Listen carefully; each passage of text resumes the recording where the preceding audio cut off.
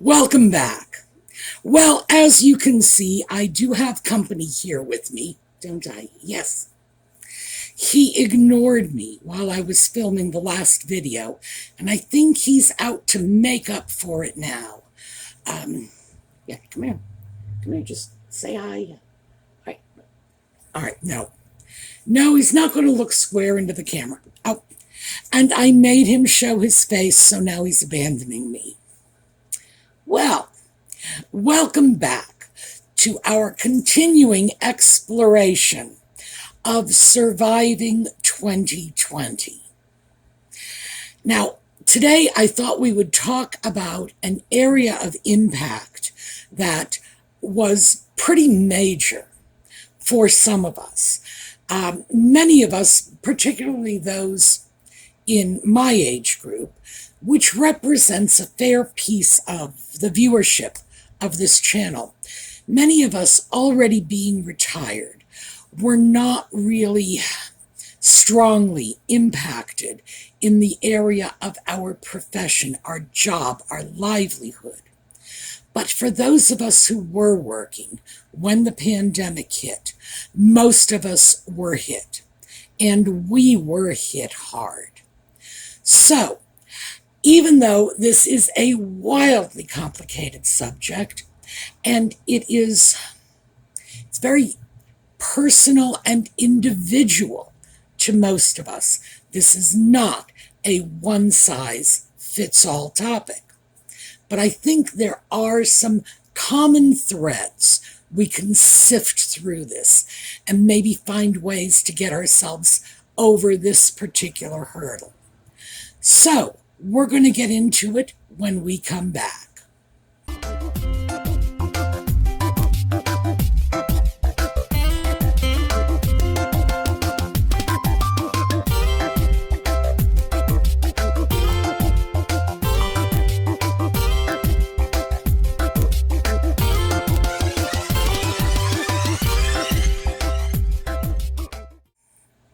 So I wonder if you've ever noticed this.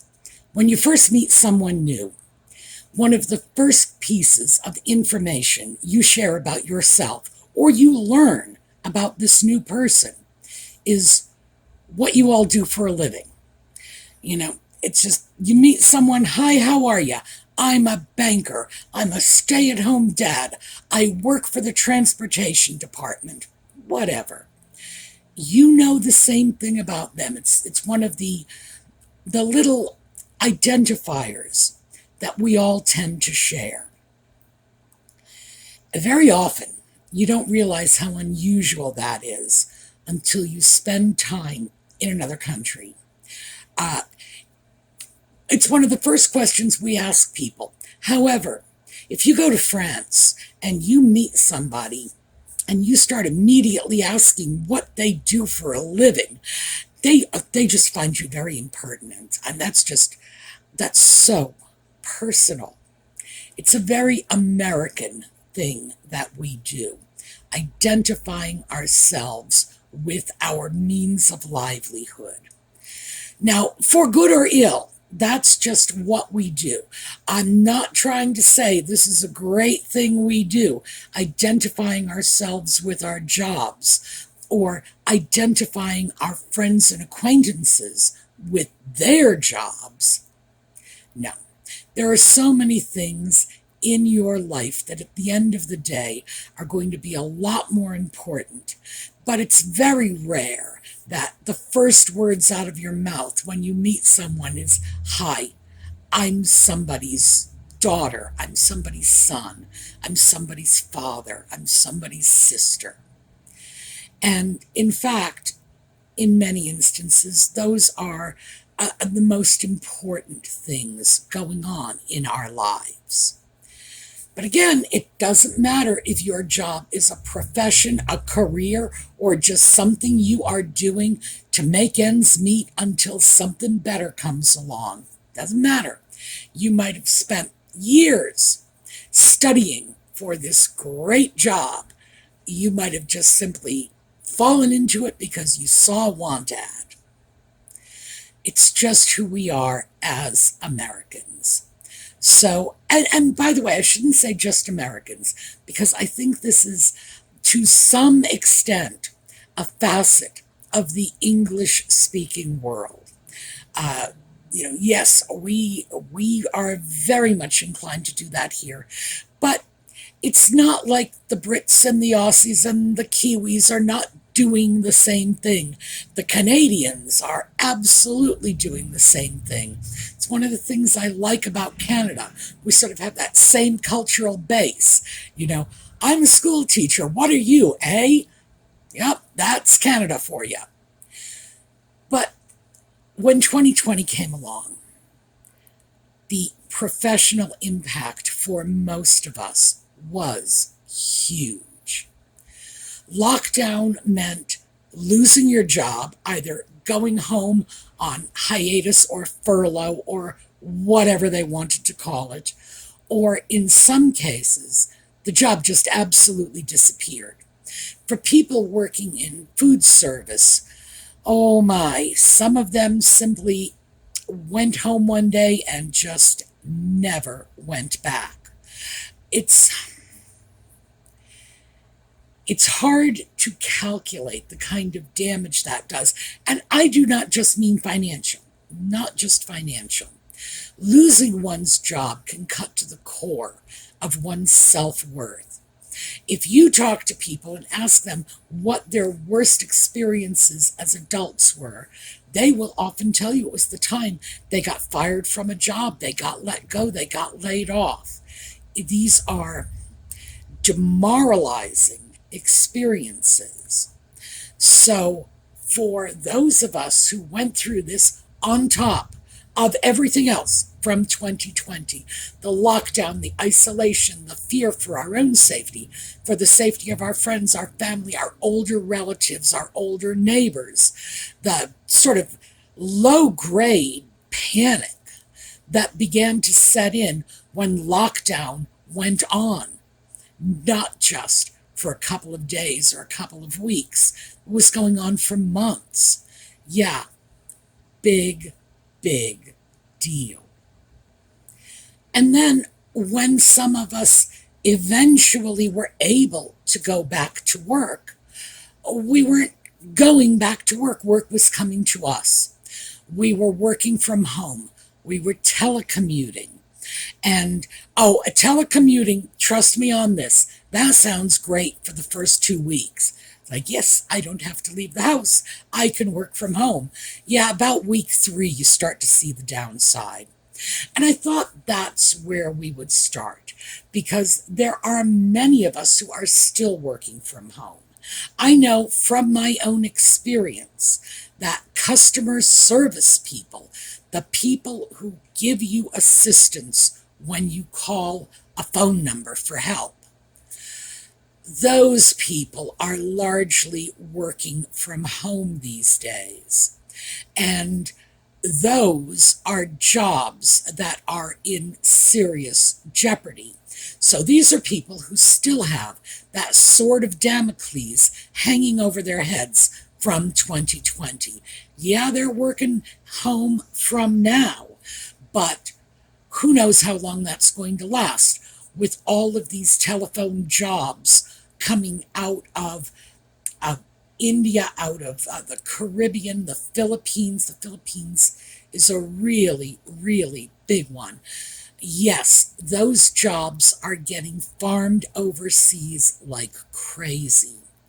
And in fact, the advantages to the employer are pretty significant, because they can hire telephone service workers for a fraction of what they can hire American workers for when they farm those jobs overseas. Those workers are going in to facilities. They're not working from home, mostly because, hey, first world problems. We have the telephones and the computers and the other resources we need in our homes already. So we don't cost the employer these massive setup costs providing that infrastructure. We've already got it. So yeah, it becomes very financially advantageous for large employers to ship those jobs overseas. I don't remember the last time I called Amazon and got a person in the United States. Don't remember it. I'm sure it happened once or twice, but it hasn't been recent. And when I do find my ISP, my internet service providers, they have people working from home in the United States in a greater proportion than many other companies, because when you're looking at technical support, you're often looking at a much higher skill level. So I will end up calling a company looking for tech support, and I'm like 30 seconds into the conversation when I'm hearing the kids in the background, and suddenly it's like, okay, am I really getting this person's attention, or am I splitting their attention with the crying baby? Because that was another thing that happened in 2020. In addition to dealing with the job from home, the kids were home too.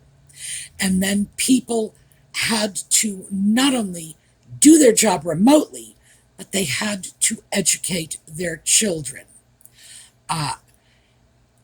Trust me on this. Remember when I said people who spend years studying for a career? Education is not something you just wake up and do one fine morning because you're bored. Educating children in particular, it's a little easier if you're educating adults. Adults will be partners in their own educations. Children are not partners in their education. Anybody who has tried to teach a child anything ever knows this. You say to a kid, we're going to do our ABCs, and the kid says, no, I want to play that car, zoom, zoom, zoom. And suddenly that's what was happening. People had to educate their children at home. And they had a certain amount of resources, and the teachers might have been online available, but it's not the same.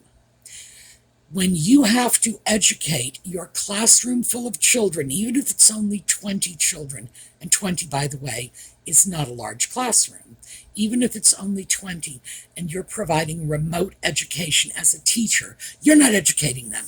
You are merely checking up on the job someone else is doing, educating the children. Yeah, perhaps it's not as bad as just cutting the parents adrift, saying, here's the book, teach your kids, but it's awfully darn close. Not to mention the fact that there was that whole level of peer group socialization that children get out of the educational system. And here I'm going to put on my educator hat. Believe me, teaching children the basic fundamentals, reading, writing, arithmetic, no, that's the smallest part of the job. The whole hidden agenda, teaching children what society's expectations are of them, that's the big part. And there are those, Joel Spring comes to mind, he's an educational theorist. One of my professors in college always used to say, Joel Spring, the man who never had an unpublished thought. Guy's got a long string of books, and believe me, if it went into his head, it went down on paper and out through a book company at some point. Joel Spring rather notably said that one of the major functions of education is to provide daycare for the two-income family. Lost that too. So we had a disaster, a wall-to-wall disaster. Because while all this stuff was going on, remember, I'm still just talking about the people who had jobs and were telecommuting. So this is this tiny little segment of the pie, which goes back to what I began by saying, that this is incredibly complex. There is no one-size-fits-all answer for what was going on. It is just, that's one of the reasons that I've defrayed this particular subject kicked it down the road and didn't even start talking about it for a good 4 or 5 months. That's why. Because this is a hornet's nest. So you have all of that going on. You have people who are still at home. Fortunately, for most people, the kids are back in school. Private schools may not have weathered the storm, but the public schools did. So there are options to get the little ones out of the house. Nevertheless, we have people who are still trying to deal with keeping their two lives, their personal and family life, separate from their professional life when both of those lives are going on in the same space. That, of course, is something, I will be honest with you, I have this problem all the time. Ask anybody who works from home, and they will tell you, if you're working from home, there are always going to be people in your life who do not actually acknowledge that you are holding down a job or respect the work you do. And I speak from personal experience. I do not look at making YouTube videos as a job in that sense of I must get up and do it or I won't be able to pay the bills in that sort of sense. But it is a job in that I have a video schedule and I need to get those videos out on time. And, my world starts to crumble when that doesn't happen. So in that sense, it is a job. And I do feel that obligation to provide this content, to continue to provide this content, even though, like I say, I'm retired. If I suddenly stopped making videos, I wouldn't have to worry about how I was going to put food on the table, how I was going to pay the light bill. Wouldn't have to do that. But it would have a profound impact on my mental and emotional well-being, because this has become a big part of my life. This has become my mission, Yes, just think of me as a woman with a mission. That's a real scary thought, isn't it? But still, there are people who, even if they do this sort of thing themselves, even if they do make YouTube videos and put videos out, therefore know how much work is involved. It's just like, no, they'll just come over, knock on the door, and say, well, I tried to call, but you didn't answer. It's like, no, because I'm filming videos and I turned my phone off. Just, well, I knew you were at home. I knew I'd catch you there. So I see this myself. And I can only imagine how much worse it would be for a younger family. Like with younger children, when grandma and grandpa are wandering by, just people who are accustomed to being at home, the stay-at-home mom or the stay-at-home dad that drops by because that's simply their lifestyle. And then they expect the telecommuting working parent to be at home too, and to be free to pick up and go out and have lunch or go shopping or whatever. Yeah, major issue. So that's all we're going to have time to deal with today, so we might as well take a look at that. And I'm going to just give you a few of my tips. 1, make sure everybody knows you are indeed working. Set your job hours, even if your employer doesn't require you to work 9 to 5 or 7 to 3. Do it yourself. Set those as your hours and make sure your friends and family know this. This is when I am working. Make sure you have a dedicated workspace. Now, anybody who's been doing this for the last 3 years, well, since 2020, undoubtedly does have that dedicated workspace because of necessity. You probably will have done that already. But you see, the thing is, it's not just important to keep your personal life out of your job time, but you have to keep your job out of your personal life. It's a two-way street. You don't want, your kids coming home from school thinking that you're off the clock at 3 o'clock just to find out you got a late start that morning. And as a consequence, you're going to be working until 5 and suddenly their schedule is thrown off. It's all a balance, but that organizational factor is key. Set your space. That's your office. Set your time schedule. That's your work time. Don't let the work time spill into the family time or the family time spill into the work time. Now, the fact is, it's going to be inevitable that this happens. Hopefully, there won't be too much of that. Hopefully, you'll be able to handle it when it does happen. But just in the nature of things, there is going to be spill, there is going to be overlap. Work on keeping that to a minimum. And if this becomes difficult, just pin a do not disturb sign to the door.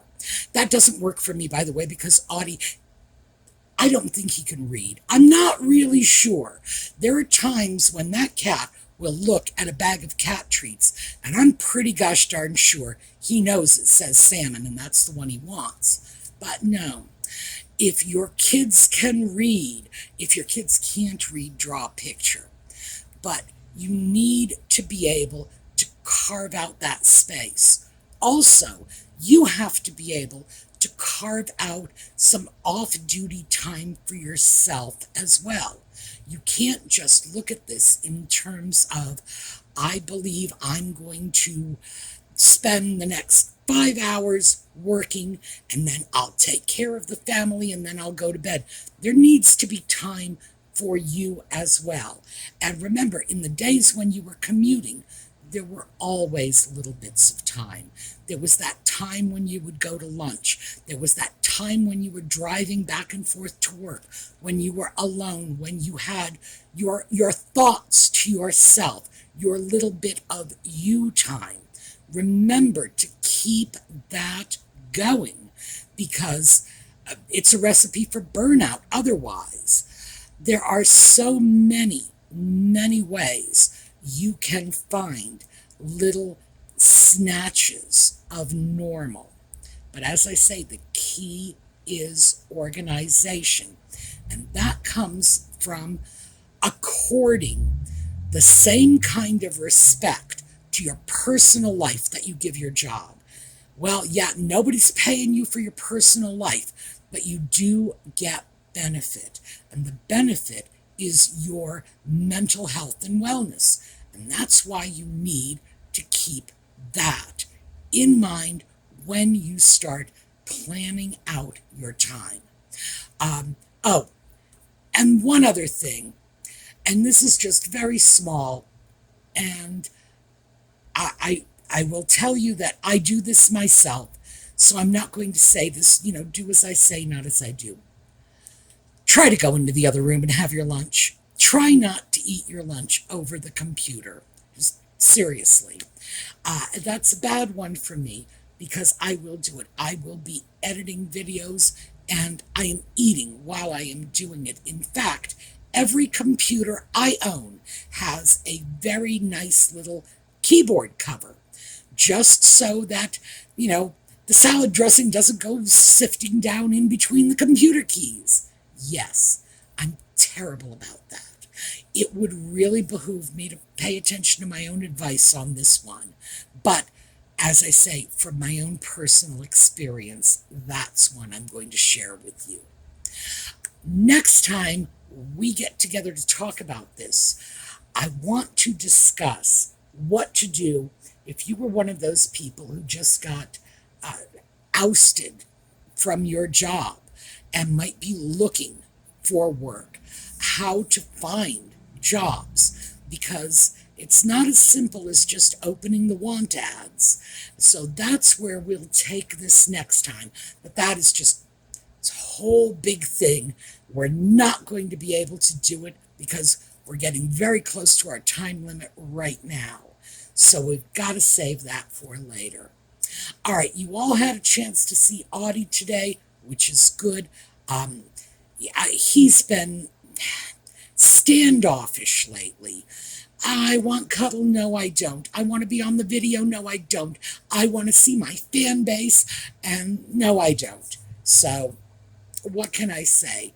He's a strange little cat. All right, so that's what I have for you today.